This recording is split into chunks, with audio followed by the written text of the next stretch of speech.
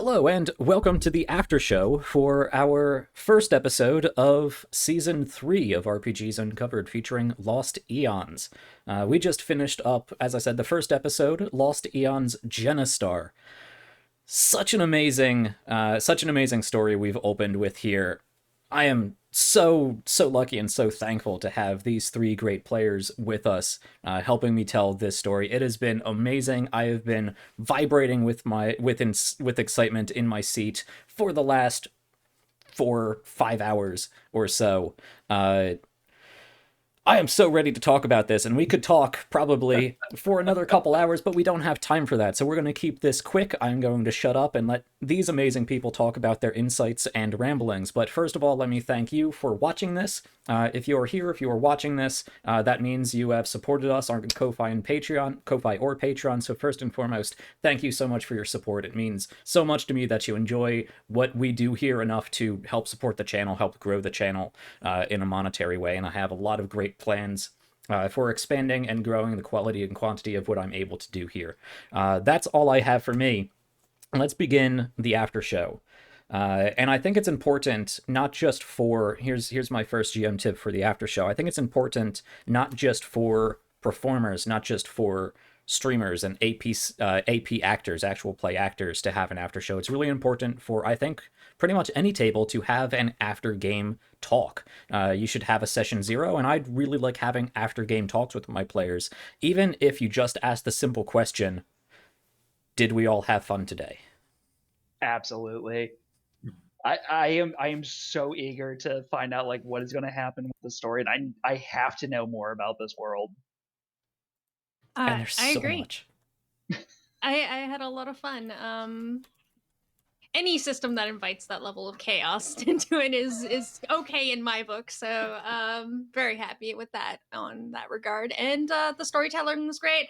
My co-actors were wonderful. Had a great time. Yeah, this was an awesome experience. I had a lot of fun with this, and everyone else is absolutely fantastic, and I'm super excited for what comes next. And also, I can't help but co-sign that statement about how important it is to have post game sit downs with your players. It, even just if you have a lighthearted episode, it's such a good way to gauge where everyone is and make sure everything's going in the right direction. It was awesome. Good way to make sure everybody is on the same page. I like to ask questions both after a game and before the game. In the after the game as part of these after game talks, or before the game as part of the recap, ask questions to determine what the players really latched onto, what they might not have picked up on, what they thought was important versus what I thought was important, so that I can help direct the story, help direct my storytelling to best be in line with their interests and where they want the story to go. So recaps and after show talks are super important to make sure everybody's on the same page and having fun. So I could sit here again for another couple hours asking questions and insights and rambling and gushing about how excited I am for this new season, everything you are up to. But I have some particular questions to ask that I think are really helpful. Again, to gauge to get us all on the same page, determine what you all enjoyed and thought was important, what I enjoyed and thought was important, and most importantly, to help you guys connect with each other, boost each other up, and really get to understand each other's ways of thinking and what you thought was important, what you enjoyed today. So I've stolen a number of great questions from another great GM, the GM, the Admiral for my Star Trek Europa game, which is currently on hiatus. Jeff Harvey, great guy. I'll talk about that later. We don't have time for that. Some wrap-up questions that he's introduced to me, and we'll cover some of them. So I would like to ask each of you some of these questions, and you can answer as you will if you have any particular moments. Let me ask, because this was the first episode, because you only know so much about each other's character, what moment most stood out to you about another character? If I can go ahead and kick this off, I think that Daft Leader's like really quick thinking and like uses of magic were really really freaking cool, honestly, because like when that Genistar guy showed up, I blanked. And I'm like, I don't know what to do. Like, I'm not good. I'm not good at magic. I can't fight. Like, I can barely talk. I don't know what to do in this situation. So, like, Zoe, you did a great job on like really, really quick thinking, and like I think that like this is one of those moments where like you really showed an interest in like how to make the magic work for you. It was really well done. Mhm. Thank you. A lot of that was also on the fly too, because there were no rules. So I like the fact that when she casts a spell, she touches people. That's just kind of how that works. Mhm. If I may lift someone else up now, absolutely love the scene with Talon writing the letter to the cryopod with his Mhm. child in it. Absolutely heart wrenching. Oh, Like, it gave such insight into that character, and I'm just sitting here going, "Oh, this is I so was I was welling sad." up when he signed that dad. I was like, oh god, I'm on camera. yeah, yeah. No, Talon, like Talon's entire like introductory segment, I'm just like, oh, we're opening with like just straight emotional damage, huh? Yeah. We opened heavy with this series. We really Oh my did. lord. Yeah, I had to take a moment right before I finished it. There's a pause before I'm like, Dad, because I was just it was Mhm. hitting me, and I'm like, oh man, Mhm. I need to not just like be in tears on stream. Yeah. So I'm just gonna take a second. Yeah, All right, let's go. Yeah, boys I don't cry. appreciate We that. can't cry on camera. Yeah. Sure we Boys can. can cry. It's okay. Oh, 100%. Yeah. Oh. Yeah. No, actually, some behind the scenes insight for everyone. Me and Drake actually talked about this a good deal last night after our session 0 because he had these great ideas and we wanted to make sure it didn't go too far beyond what we were comfortable with. It didn't bog down the story. It didn't cause the character just kind of collapse inward and not be able to move. We had a great discussion, and I told Drake, I trust you to tell a great story with this. I love the idea, and man, my trust was rewarded there. That was amazing, Well heart placed wrenching. trust. Yeah. Also, Uh, sorry for almost threatening to kill you as soon as we met you. That's okay. It seems like a reasonable thing to have done in the moment. Yeah. I really appreciate the praise. I felt like it was the right way to go with the character, Mhm. and Mhm. I'm glad that it played off as well as it did. Um, if I could take a moment to lift someone up, um, Andrew, the whole thing with Cooper, just leaving the note and that whole interaction was so wholesome and so adorably awkward, and I Mhm. absolutely loved it. It was exactly what I had sort of envisioned it would be like, and you did such a great job with that. That was It was awesome. very cute. I'm just Mhm. like, okay, how would middle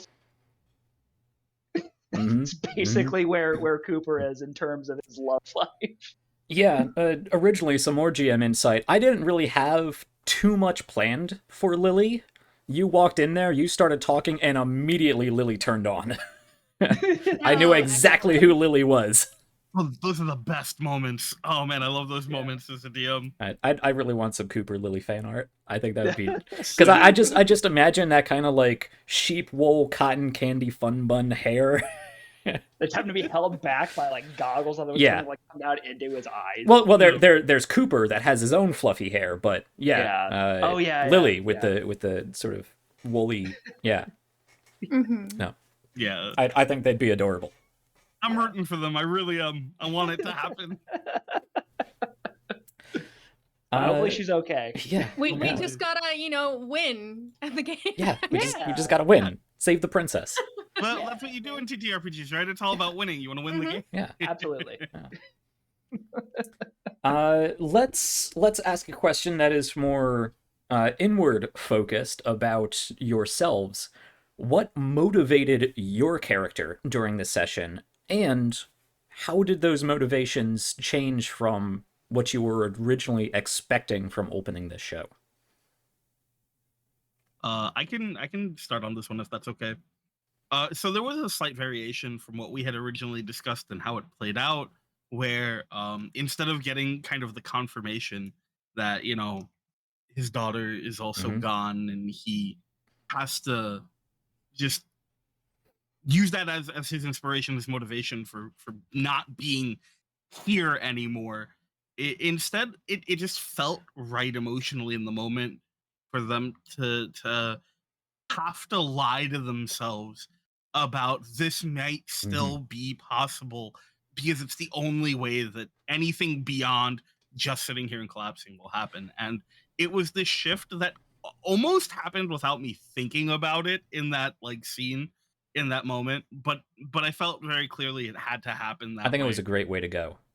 Yeah, and it's something that I think is going to be really interesting to see as we move forward, because you can only lie to yourself like that for so long. And as long as I don't search the name and don't scroll over and see the word deceased, she obviously has to be alive. Yep. It's Schrodinger's cat. yeah, exactly. So I'm going to go out. I'm going to get help. Everything will be fine. Yeah. I have a reason to do things. I think that was a great way to take it. Who else has something? Motivations and how they changed from what you were expecting. I think that especially like I had this hope that we were gonna like, oh, are we gonna like deal with this future tech cult? And then they started coming. I'm like, oh no, not like that. Because I remember that from world building. But I think Cooper's main motivation was fear more than anything. But then once he met up with his sister, who he really looks up to, like he sees her as one of the leaders for the community, even if she's only a little bit older than him. But like once they met up and once they were okay, it was just making sure that they stayed okay. That was what was keeping him going more than anything. Yeah, on my end, I imagine this going so very differently in my mind's eye.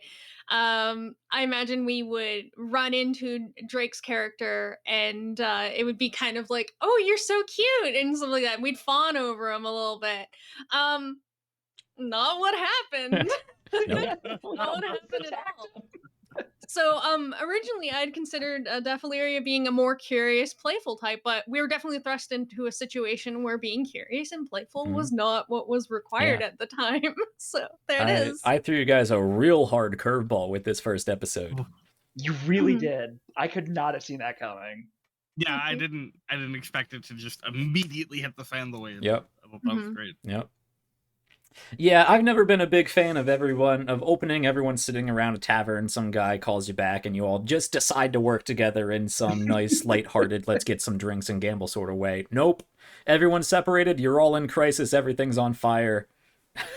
Let's start out. I'm very curious to see how this party is going to work together moving forward. Yeah. I already, like, there's some matter of distrust. Like, and honestly, I love that. I think we'll be able to kind of bond through that a little bit, but I'm very curious to see what's going to happen over the next 3 episodes. Oh yeah, absolutely. Well, because the traumas that they're dealing with, even though they're different, are kind of the same thing. They're all interwoven. And so exactly, and so the way that they're going to, it feels like, end up being forced to have to work together is going to build trust on top of that distrust, which is generally more effective. Yeah, long lasting, I think. Yeah. I will say, I already know I'm going to have to build in a significant portion of just roleplay time set aside for next week. Which I love. Not only is it exciting for me, but it means I need to prep less. Yeah, well, the thing is, like, I'm not going to say I'm sorry for it. No, like, because it's fantastic. Like, yeah, especially, like, we finally all 3 got to share some time together. That was awesome. I'm really excited for next week when we get to really sort of dig into each other, for lack of a better term. Yeah. And Zoe, am I blanking? Did you answer this question yet? I did. Yeah. It was oh gosh, what did I say? I am bursting with ideas. With the interactions between her and Talrin. Yeah. Yeah, that's right. I expected it to be quite different. And she was supposed to be more playful. jokey, Yeah. More playful, yeah. I'm sorry, I'm just bursting with ideas okay. and recollections. Yes, no, So much. Let's see. One more question before I know we gotta get you guys out of here. What do I want to choose? What do I want to choose? We've already talked about most of these things. I think I'm gonna combine two questions here. One of them is good idea, bad idea. What did you see in this episode from yourself? Something you did or something somebody else did that was either a particularly good idea or a particularly bad idea? And is there anything you would change in the narrative if we could do this again? Oh, that's so hard. I make my players think on these after show talks. Okay, so I think if you guys don't mind if I jump in here, Yeah, go ahead. I think that it's almost kind of unfortunate that, like you said, there's kind of a whole dungeon back there now that it would be very, very difficult to make an argument for any time in the immediate future returning to. Which is, it's a really cool setting that, because of time constraints, we only got, I only got to explore Yeah. a little bit, and we didn't all get to explore it all.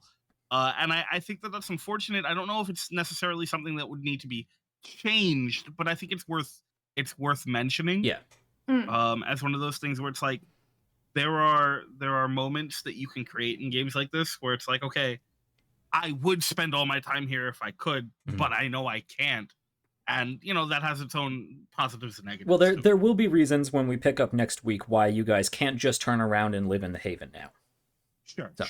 I do keep that in mind. But yes, that is another great GM tip. You will almost always prep far more than you actually have time to use. So sometimes you will have to cut some things. Sometimes you will have to narrate or cutscene some things just to keep things moving and the pace moving forward. I think we did a great job with that. There were some rooms in there that we just kind of glossed over, but I think I got the narrative, the story, and most importantly the feel of the Haven across with what I show you and what I showed the audience. There were some other little quirky things in there. I used the GM's guide for this game to roll up some what would be interesting in some rooms. There were some rooms that had various traps. There was one room that was covered in like sentient mold spores that were gonna like give you weird hallucinations and stuff if you went in there. There was a whole maintenance section that was going to collapse and you would have to escape from that. I made a whole dungeon and I knew when I was creating this, I'm like, every room I'm added, like, we're not going to get to half of this. But there's so many great tools in the GM's guide. I just had to use them and see what we created so that whatever direction, Drake, you decided to go in, I would have something interesting to throw at you. Yep, and it's way better than, it's something that people talk about a lot of the time, the sliding dungeon concept, right? Where it's like, well, these are the rooms. Wherever you go, these are the rooms you'll encounter. And I've never really been a fan of that for that exact reason, because it feels less interesting and it makes the dungeon potentially just feel too just disjointed, which this did not at all. Yeah, and unless you post the map ahead of time, nobody but you as the GM is going to know what the dungeon is. Just like a music performer, if you accidentally press the wrong key on a keyboard, nobody but a really skilled musician is going to be able to say, "Oh, he missed a key there." No, you can take that dungeon and, okay, we're not going to get to this. Let's move that up over there. We're going to cut this section out. We're going to move it around. Dungeons aren't actually built in concrete. They are just on pieces of paper, and you can erase and draw lines and whatever you need to do. Well, most of them. Yeah. Anyway, great insight leading into a great GM tip. I love it. What does anybody else have? Good idea, bad idea, things to change? I mean, I've already said before, I think that definitely is use of magic was like really good ideas, because I was kind of like panicked with, especially when that Genostar Knight showed up, and I'm just like, do I risk the mutation to try to get us out of here? And then there's a small part of me that wishes that I would have, just to like try to buy us a little bit more time. But I'm very glad that the situation kind of got de-escalated anyways. And just something that like I think that I personally change is, I kind of wish that I would have like tried to spend a little bit more time like in the community like center area, try talking to a couple more people, But hey, now we have a reason to, if we're able to free some people, we can Yeah. talk to them. Oh yeah. Yeah, that was one thing I would change. Spending a little bit more time specifically with you, your character, in town, with Cooper in town, and most importantly, actually introducing Tonk. We did not get to Tonk today, but Tonk's not gone. We're gonna see Tonk next week. Perfect. I'm gonna make it happen. Good. Tonk is too interesting not for me not to use.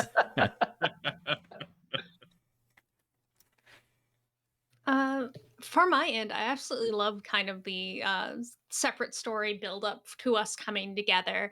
I think we could have easily put in several more hours to make that a more effective meetup.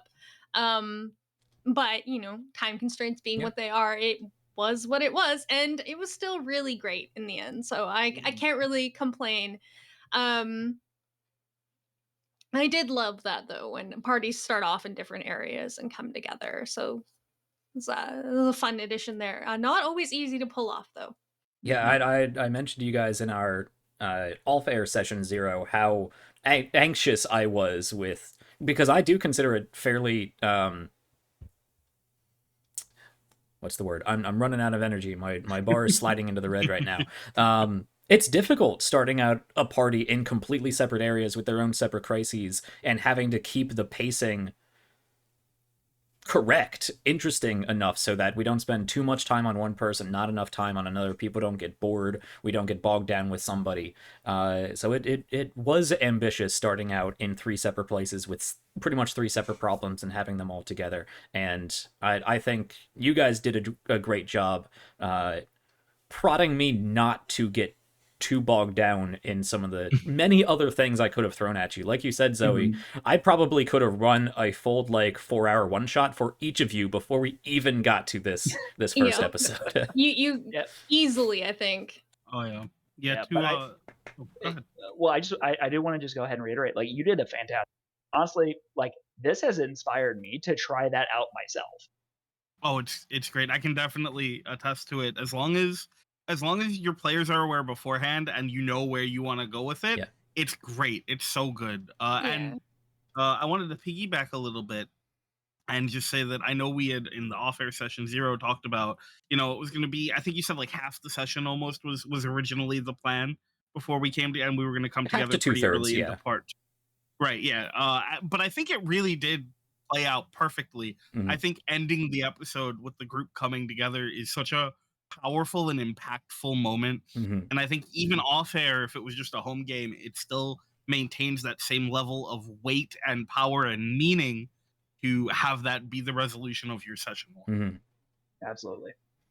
Yeah, pacing is much of GMing is much more of an art than it is a science, and pacing even more so, because you can pace things out theoretically on paper as much as you want, but plans never survive first contact with the players, especially if we have 3 amazing players that all dive real deep in some real great roleplay. You really can't account for how long roleplay is going to take. You just have to let it happen. We had some fantastic roleplay opening up with that heart-wrenching, heart-pounding scene down in the Haven, and we honestly, that took a lot longer than I had planned it to, but in such a great way. I am not displeased at all with how long that took. Yeah. But my original plan was to actually get you out of cryo and up to the security room before we even jumped to the other 2 players. And you just got out of cryo, and we were already pushing that 45-minute mark, and I'm like, I need to get these other 2 players in the game.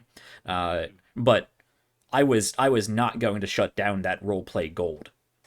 Yeah, I was hooked on that, honestly. Yeah. Honestly, with everybody, I was hooked. I'm just like, no. Yeah, and you So you good. each did it. Yeah. Yeah. There was, yeah, I was absolutely enthralled watching the introduction for both of you was great. But when the opening shot of her in the tree, right, and just the immediate stark contrast from where we had just been was such a great way to intro into everything else. It was great. There was a lot of Yeah, emotional whiplash in this episode. Yeah. Yeah. Yeah. Agreed. Zoe, you were gonna say. Oh no, I was gonna echo what Drake was saying. I loved the mood switch between all three of us actually. Like we had the dreary haven, we had like the great outdoors, the exploration of magic, and then we had like romance. Ooh. Very tender little romance. And I think it was a really nice story on all fronts.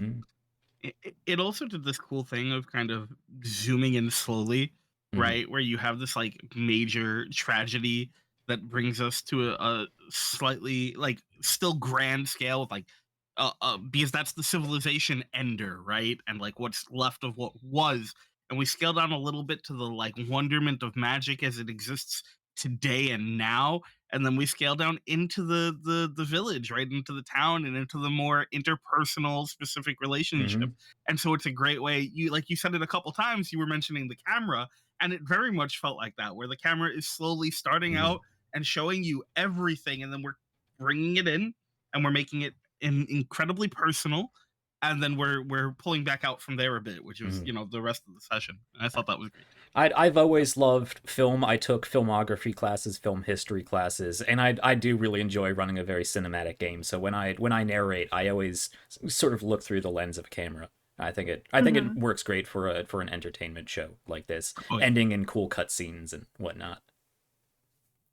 Well, we are running out of time. I do not want to keep you guys, but I do like to end the same way I begin. Is everybody good? Did everybody have a good time? I believe so. I had so an much fun. absolute blast. So much. Any final questions, comments, concerns for myself, your fellow party members, or for the audience out there? Any final things to add for this first after show? Just that I think we all did great, honestly. You did. You all did fantastic. I had so much fun. Yep. If I had to ask one question, it would just be, how are y'all so awesome all the time? To echo a previous sentiment, let's see that fan art. Yeah. Yes. Yes. I was just telling my partner, and I'm like, look, I think my main aspiration right now is I want to be in something where we get fan art. Yeah. That's all I want. Yeah.